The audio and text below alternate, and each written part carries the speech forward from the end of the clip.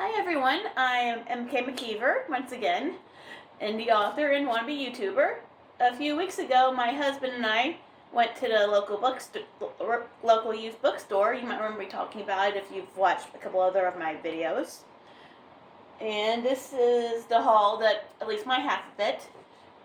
Sorry this video is a couple weeks late, flight just got in the way, so let's begin.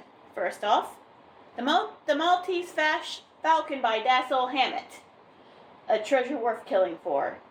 Sam Spade, a slightly shop-worn private eye with his own solitary code of ethics.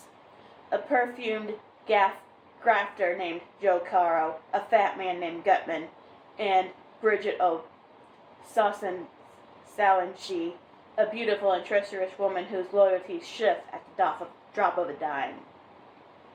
These are the ingredients of Dashiell Hammett's coolly glittering gem of detective fiction, a novel that has haunted generations of readers.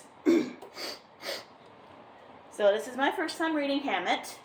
I have watched a few noirs. This is my first time reading noir.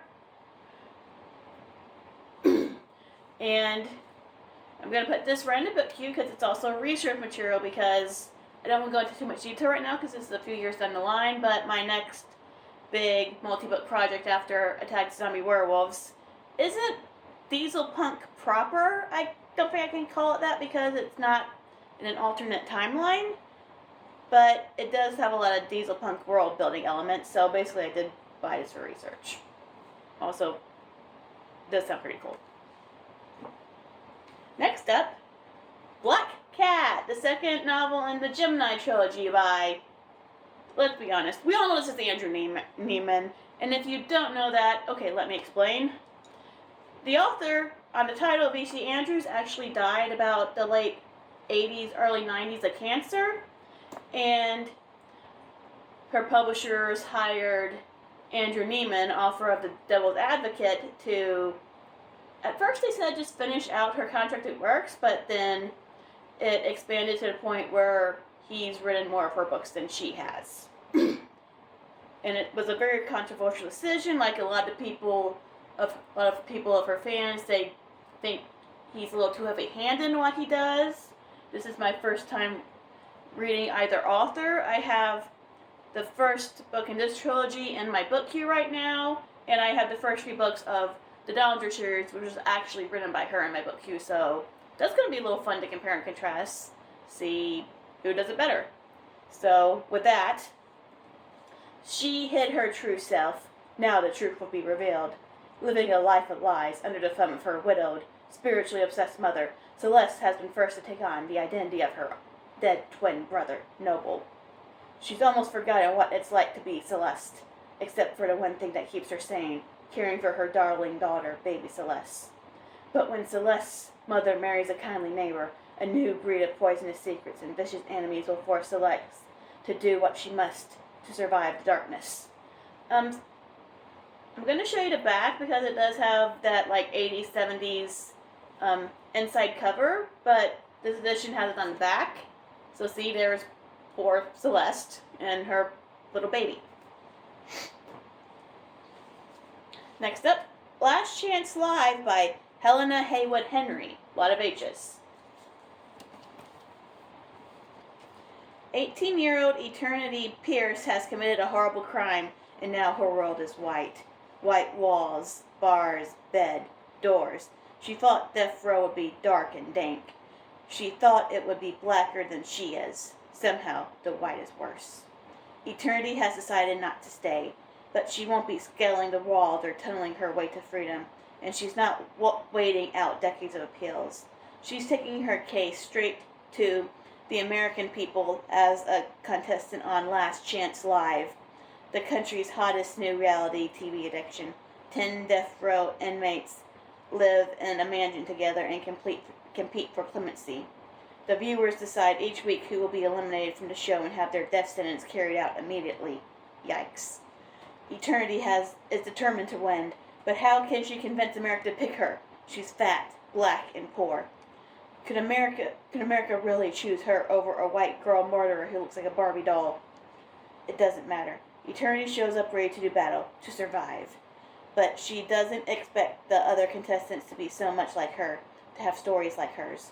She didn't expect in a house full of teenage killers to find her first friends. So when she gets the opportunity to secure her own victory, she must decide their lives are hers. But if she wins, who will love her when all her friends are gone? In this speculative world where Squid Game meets the U.S. criminal justice system, Helena Haywood Henry bursts into the scene with the bold, thought-provoking debut where one girl wrestles with how far she's willing to go to win her life. You'll be thinking of Eternity Price long after the astonishing conclusion. This book was actually in the store a couple times. The last couple times I've been there, I've been kind of willing to buy it, but I was kind of hesitant because it was like $12.50 before the store credit.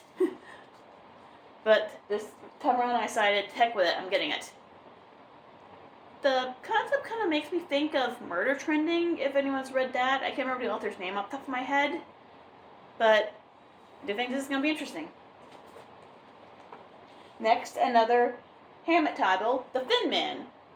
I haven't seen the first Thin Man movie, but I actually saw the sequel years ago on New Year's Eve with my mom. It just happened to be on TV. Nick and Nora Charles are Dashiell Hammett's most enchanting creations, a rich, glamorous couple who solve homicides in between wisecracks and martinis. At once knowing and unabashedly romantic, The Thin Man is a murder mystery that doubles as a sophisticated comedy of manners. Sounds fun. Yeah, that one is also immediately going into the book queue. Next up is A Darkling Plain, Berkeley and the Mortal Engine series by Philip Reeve. I do have the first two books already, and I found the books 3 and 4 at the store, so right now, books 1 and 2 are in the queue, and these are going right along with them, so hopefully I can, knock most of these series out. The great traction city of London now lies in ruins. Once, not so long ago, it hunted other cities across the vast wastes of a devastated land. Now it's a poisonous, lifeless wreck, until Tom Nasworthy and his daughter, Wren, uncovered a secret hidden in its dark heart. It's a secret that could bring an end to the war once and for all, but as Tom and Wren risk their lives, time is running out. Far away, a dangerous child with a deadly secret of his own is making a journey that may lead to the destruction of the entire human race. Well, it seems like the stakes have gone up since the first one.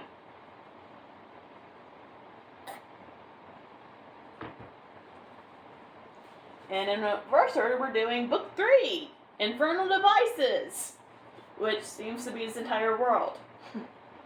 The mighty engines of Anchorage have been rusted and dead for years.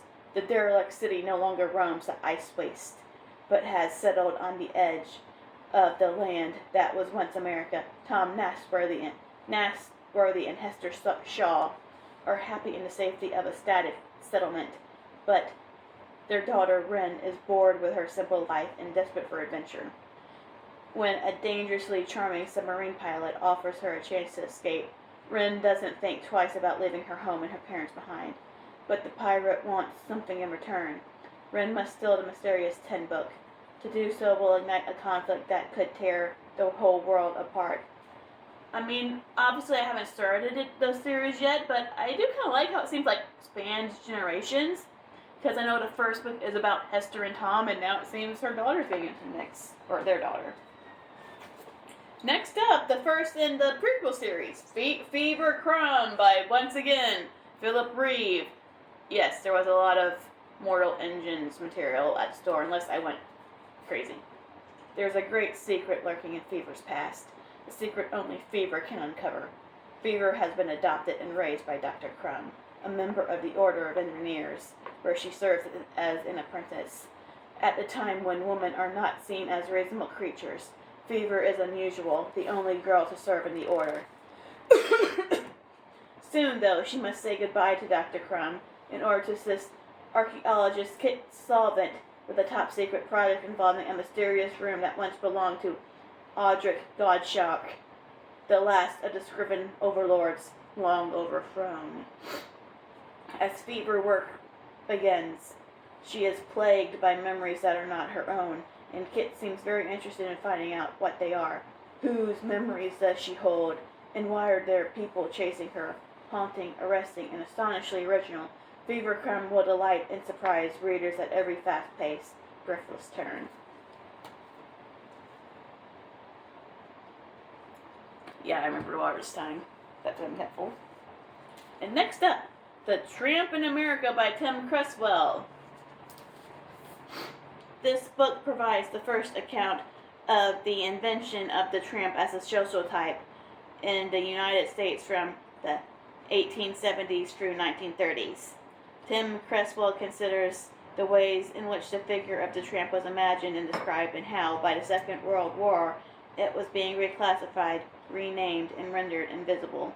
He describes the tramp scare of the late 19th century in terms of the major factors that influenced the tramp's existence: the political and economic climate, the technology of the railroad, and the after effects of the Civil War.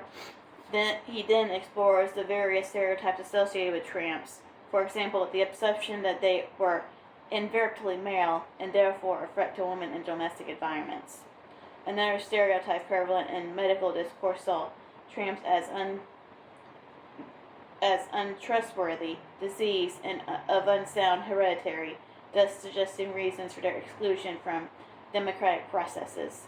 Cresswell also examines tramps as comic figures and looks at works of a number of prominent American photographers, among them Dorothea Lange, which signaled a sympathetic portrayal of this often despised group. Perhaps most significantly, The Tramp in America calls into question the common assumption that mobility played a central role in the production of American identity. This was another research by, both in terms of, yes, Dieselpunk, 1930s. But it seems I'm going to be learning a lot. And last but not least, The Beautiful and the Damned by F. Scott Fitzgerald, better known for The Great Gatsby. Set in an era of intoxicating excitement and ruinous excess, changing manners and challenged morals, F. Scott Fitzgerald's second novel chronicles the lives of Harvard-educated Anthony Patch and his beautiful, willful wife, Gloria. This biting, ironic story eerily foretells the fate of the author and his own wife, Zelda, from its giddy romantic beginnings to its alcohol-fueled demise. A portrait of greed, ambition, and squandered talent, The Beautiful and the Damned depicts America embarked on the greatest spree in history, a world Fitzgerald saw with clearer eyes than any of his contemporaries. That's in quotes. It was said by a guy named Tobias Wolff. By turns hilarious, heartbreaking, and chillingly prophetic, it remains one of Fitzgerald's best-known works, which Gertrude Stein correctly predicted will be read when many of his well-known contemporaries are forgotten. It seems I got a lot more research material than I realized, but they're all things I do look forward to reading. So that's the haul for this video. And if you're interested in my book, Attack of the Zombie Werewolves, currently the only one I have out, it can be found on Amazon, Kindle, both the website and Kindle store, Barnes & Noble Online, Kobo, Apple Books, Smashwords, Books to Read, and I think that's it. Have a good day, and see you next time.